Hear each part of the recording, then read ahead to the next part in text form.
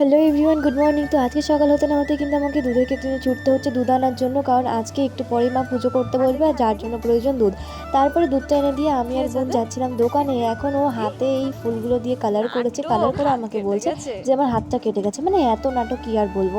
তারপরে দোকান করে বাড়ি এসে আমি এখন বসেছি আটা মাখতে। আমি ময়দা মাখতে পারলেও আটা মাখতে গেলে এরকম হাতে কেমন লেগে যাবে। তারপরে ময়দা টয়দা মেখে আমি গেছিলাম স্নান করতে।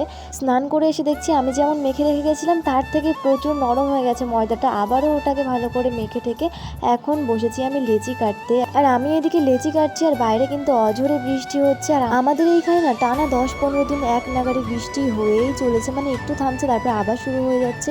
মানে একটুও নিস্তার পাওয়া যাচ্ছে না এই বৃষ্টি থেকে। প্রথমে এই লেচিগুলোকে আমি গোল গোল পাকাচ্ছিলাম, তারপরে আমার বোনকে ডেকে নিলাম এগুলো করার জন্য।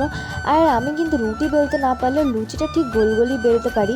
আর রুটি বেলতে গেলে কখনো বা ঠিকঠাক ভালোই হয়ে যায়, আবার কখনো বা ভারতের মানচিত্র বা অন্য অন্য দেশের মানচিত্র হয়ে যায় আমার কাছে। আর ছোটোবেলা থেকেই না মা যখন লুচি করতো এই গোল গোল করার কাজটা কিন্তু আমিই করতাম, কিন্তু এখন আমার বাড়ির আমার বোনই করে, কারণ ওই এখন আমার বাড়ির সবথেকে ছোট সদস্য। আর সবথেকে ছোট সদস্যদের কাজই কিন্তু এটাই। আর আমি কিন্তু এদিকে বেলে বেলে দিচ্ছিলাম আর মা এদিকে লুচিগুলোকে ভেজে নিয়েছে। লুচি, সুজি আর মা করেছিল একটা ঝাল ঝাল আলু পেঁপে দিয়ে তরকারি। আর যেহেতু আজকে সকালে কাজ করে উঠতেও অনেকটা লেট হয়ে গেছিলো, তাই সকাল আর দুপুরের খাওয়াটা কিন্তু একেবারে সেই দুপুর 2টোর সময়ই হয়েছে। আর যেহেতু মেঘলা আকাশ তাই কিন্তু বেলারও ঠিক পাওয়া যাচ্ছে না। এদিকে খাওয়া শেষ করতে না করতেই দেখি আকাশে আবারও ঘন কালো মেঘ করে এসছে। তো চলো আজকের মতো বাই।